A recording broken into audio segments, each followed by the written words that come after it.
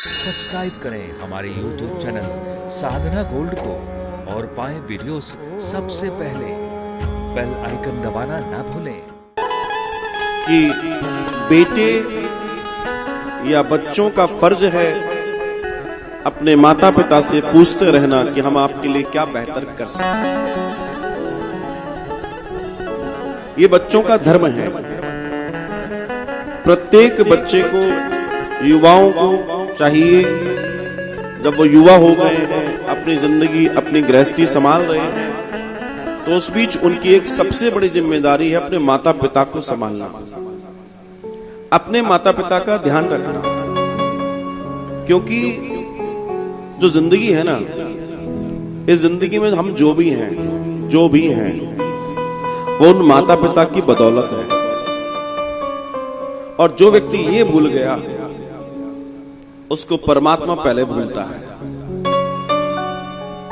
क्योंकि वो कहता है कि अगर तुम, जिन्होंने तुम्हें जन्म दिया उनके ना हुए तो मेरी तो बहुत बात दूर की है, फिर तो कहानी खत्म ही हो जाती है। तो ये जो दर्शन है यहाँ श्री कृष्ण का और वसुदेव देवकी का, इस दर्शन को समझिए। पूछा माताजी पिताजी आपकी कोई इच्छा हो तो बताओ। तब वे कहते हैं कि बेटा हम चाहते हैं कि फला समय पे जब ग्रहण पड़ेगा तब कुरुक्षेत्र में एक यज्ञ हो जाए।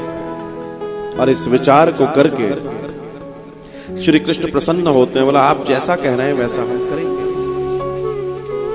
और जैसा वो कह रहे हैं वैसा करने में प्रॉब्लम क्या है?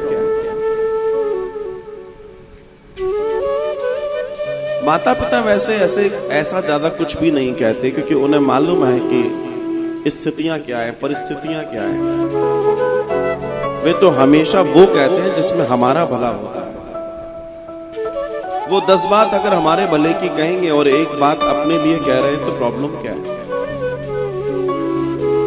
लेकिन समस्या तब आती है जब व्यक्ति उस बात को भूल जाता है कि आज वो जितना अहंकार, जितना यश, जितना वैभव, जितनी संपत्ति, जितनी एजुकेशन से भरा हुआ है, वो सारी कृपा माता पिता की दी हुई है। वो मेहनत कर रहे थे रात दिन सिर्फ इस बात के लिए कि हमारे बच्चा एक अच्छे स्कूल में पढ़े।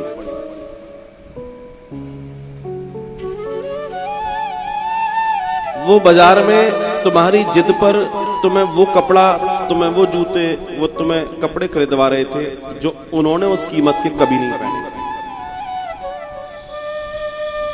वो तुम्हें तुम्हारी पॉकेट में उतना दे रहे थे जितना उन्होंने कभी सोचा अपने लिए नहीं था। वो तुम्हारी स्कूल की फीसों के लिए क्या कर रहे थे इसका अंदाजा तुम्हें नहीं है। वो तुम्हारी तबीयत खराब हो जाने पर रात भर क्या कर रहे थे ये भी तुम अंदाजा नहीं लगा सकते। और जब तक इस दर्शन को व्यक्ति नहीं समझेगा तब तक वो दुनिया में कुछ नहीं समझ सकता। क्योंकि जो इनको नहीं समझा, जिनसे वो है, तो फिर क्या समझेगा? और यही ईश्वर का एक सच्चा दर्शन है। इसलिए भगवान कहते हैं मात पिता और गुरु की वाणी विनयी विचार करही शुभ जाने। अपने माता पिता और गुरु की वाणी को शुभ जानकर जीवन जीना चाहिए। जीवन में अगर कुछ कर सकते हो तो ये सबसे बेहतर है, इसको करो। मैंने बहुत पहले आपको चलती कथा में द्वारका की एक घटना बताई थी, जिसमें एक वृद्ध पिता, 3 बेटे, बड़ी सी मल्टी वो घूमने गए, बेच के राम राम करके निकल गया, क्योंकि बेटों ने पूछा नहीं। ऐसी घटना अभी जयपुर में घटी है। और यही धर्म माता पिता को समझना है उन नालायक संतानों के लिए, क्योंकि उनके नालायक होने में भी वो जिम्मेदार है अगर वो उनके साथ है। अभी की लेटेस्ट घटना है। बेटा कहता है कि पिताजी गैराज बहुत बड़ा है, अब कार तो बाहर रखने के लिए जगह है, आप उसमें शिफ्ट हो जाओ। जिसका मकान है उससे कहा जा रहा है आप उसमें शिफ्ट हो जाइए। पिताजी शिफ्ट हो गए।